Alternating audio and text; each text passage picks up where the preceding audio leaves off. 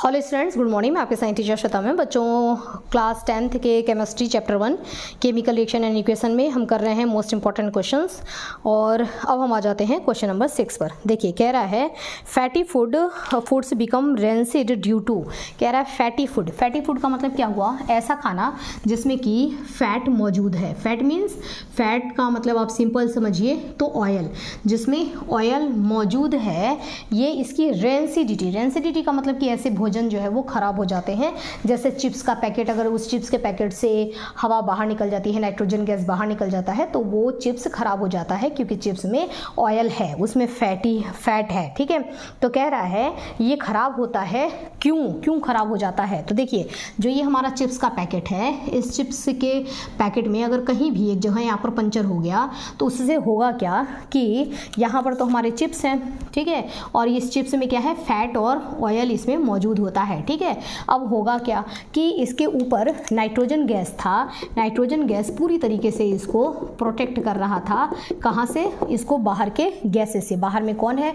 बाहर में जो ऑक्सीजन गैस है ना, उस ऑक्सीजन गैस से ये इसको प्रोटेक्ट कर रहा था, क्योंकि नाइट्रोजन गैस जो होता है वो एक इनर्ट गैस की तरह से, इनर्ट है ना, एक इनर्ट गैस की तरह ये बिहेव करता है। ठीक है, अब अगर ये पैकेट यहाँ से मान लो पंचर हो गया तो होगा क्या कि ये सारी गैस तो निकल जाएगी, नाइट्रोजन गैस निकल जाएगी, और यहाँ पर अंदर एंटर कर जाएगा कौन सा गैस? Oxygen gas. ठीक है, हवा में ऑक्सीजन गैस है, वो ऑक्सीजन गैस अंदर एंटर कर जाएगा, और ये ऑक्सीजन गैस इस फूड को ऑक्सीडाइज कर देगा, मतलब इसके साथ रिएक्शन कर लेगा। ठीक है, तो इसको ये क्या कर देगा? ऑक्सीडाइज कर देगा। तो यहाँ पर ऑक्सीडेशन रिएक्शन हो जाएगा, जिसकी वजह से ये चिप्स में अलग सी स्मेल आ जाएगी, खराब हो जाएगा, कुछ नया, क्योंकि टॉक्सिक अब ऑक्सीडाइज हो रहा है, मतलब कुछ न्यू प्रोडक्ट बन रहा है इसमें। ठीक है, कुछ न्यू यहाँ पर प्रोडक्ट बन जाएगा, जिसकी वजह से अब ये खाने लायक नहीं रहेगा। ठीक है, तो ये खाना जो है वो खराब हो गया, यानी कि खाने का क्या हो गया? रेंसिडिटी, है ना, रेंसिड हो गया, खाना खराब हो चुका है। तो इसमें क्या होता है? तो ऑप्शन हो जाएगा इसमें फर्स्ट, ऑक्सीडेशन। ठीक है, नेक्स्ट है copper react with nitric acid to give.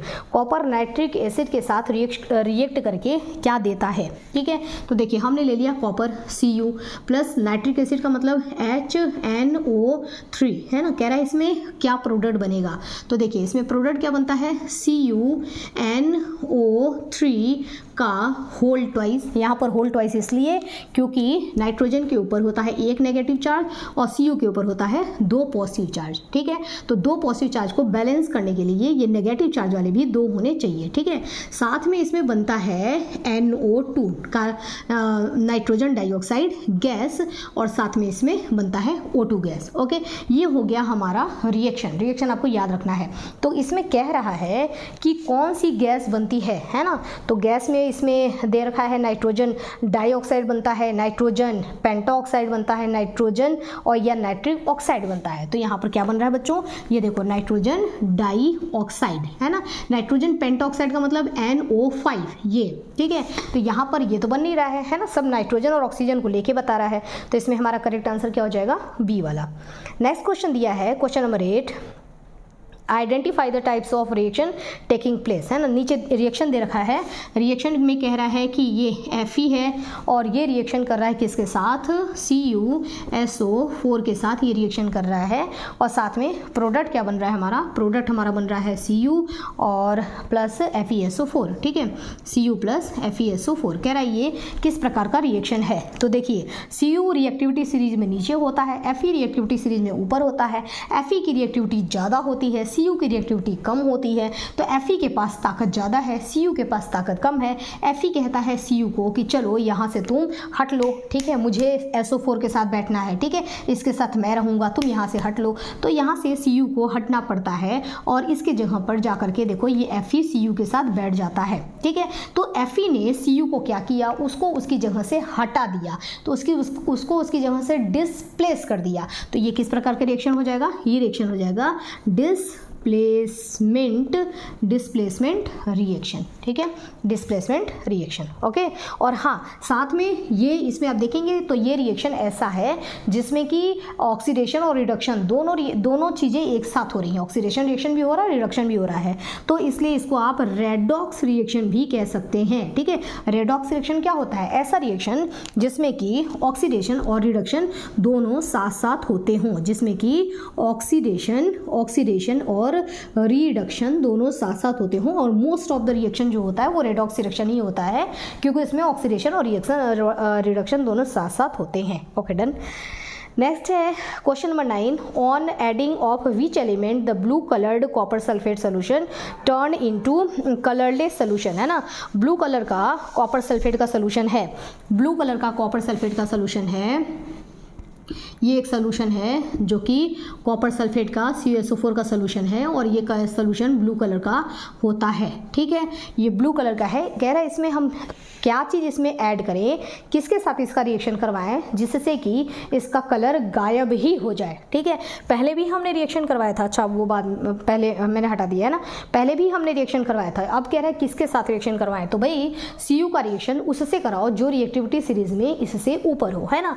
तो हमने Cu का, और इसको बाकायदे इसको हटा ही दे ऐसा, तो हमने Cu का रिएक्शन किसके साथ करवा दिया, इसमें एक आप डाल दो Zn का रॉड। ठीक है, Zn, तो Zn क्या करेगा, देखो Zn आया। अब Zn जैसे इसने इसको डिस्प्लेस किया है ना, वैसे Zn भी डिस्प्लेस करेगा, तो Zn CuSO4। ठीक है, अब यहाँ पर क्या करेगा, ये इसको डिस्प्लेस कर देगा, तो यहाँ पर बनेगा क्या हमारा ZnSO4 और प्लस Cu अलग हो गया, और हमारा बना क्या, ZnSO4 बना है और Cu अलग हो गया है। ये जो ZnSO4 होता है ये क्या होता है, कलरलेस। क्या है ये, कलरलेस।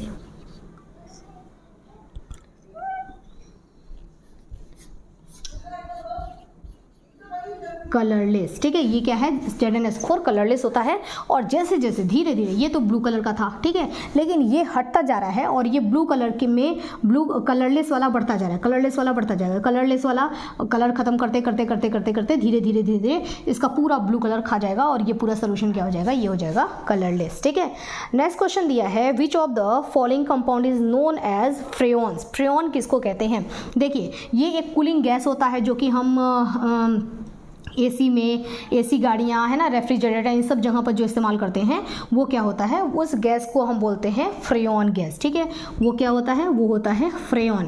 फ्रेयॉन का मतलब होता है क्लोरोफ्लोरोकार्बन गैस। ठीक है, क्लोरो, ठीक है, क्लोरो, देखो क्लोरो है, क्लोरो Cl आप लिख सकते हैं इसको। ठीक है, क्लोरोफ्लोरोकार्बन गैस। ठीक है, कार्बन के साथ क्लोरीन और फ्लोरीन जुड़ा रहेगा, है ना, लेकिन इसको लिखा जाता है कुछ ऐसे, देखिए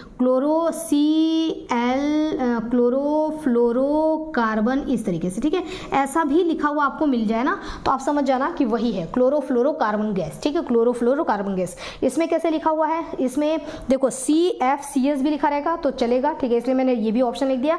उसके अलावा आप क्लोरीन, एक कार्बन के साथ क्लोरीन और फ्लोरीन रहेंगे, तो देखो एक कार्बन के साथ क्लोरीन और फ्लोरीन अगर रहेंगे तो एक कार्बन की वैलेंसी होती है 4, है ना, तो उसके चारों तरफ होते हैं 4 बॉन्ड, और इसमें क्लोरीन और फ्लोरीन को आपको ऐड करना है। तो फ्लोरीन कितने होने चाहिए, 2 फ्लोरीन यहाँ पर होने चाहिए, 2 क्लोरीन होने चाहिए। ठीक है, किसी को किसी जगह पे सेट कर लो। ठीक है, 2 क्लोरीन होने चाहिए, 2 फ्लोरीन होने चाहिए, तो इसको आप कैसे क्या लिख सकते हैं, हम ऐसे भी तो लिख सकते हैं Cl2 फ्लोरो F2 और C, Cl2 F2 और C, या CCl2 F2 ऐसे भी लिख सकते हैं। तो ये हो गया हमारा, C को यहाँ कर दो, CCl2 और F2, तो क्लोरोफ्लोरोकार्बन गैस, है ना, उसको आप ऐसे भी लिखिए, ऐसे लिखिए, या इसी का नाम क्या होता है, फ्रेयॉन। ठीक है, नेक्स्ट बच्चों आगे, अब इसमें अभी क्वेश्चंस और भी हैं जो बहुत अच्छे क्वेश्चंस हैं, वो भी मैं आगे आपको कराऊंगी। ठीक है, फिलहाल अभी के लिए इतना ही, स्टडी करते रहिए। Okay, have a nice day.